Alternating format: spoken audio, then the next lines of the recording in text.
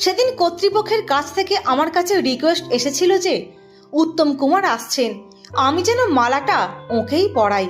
সঙ্গে বেনুদিও ছিলেন।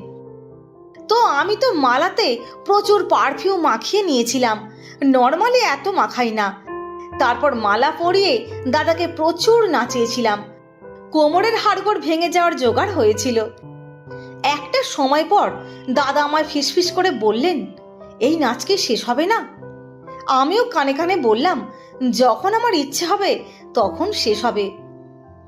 বললেন, প্লিজ এবার থামান। আমি বললাম, এখনই হাঁপিয়ে গেলেন? কই, আমি তো হাঁপাইনি, আমি তো আরো ডান্স করব। তারপর দাদা বললেন, না না প্লিজ এবার ছেড়ে দিন। খুব খারাপ অবস্থা। তারপর আমি ছেড়ে দিলাম। উত্তমদা তারপর বললেন, আমাদের টেবিলে আসবেন তো?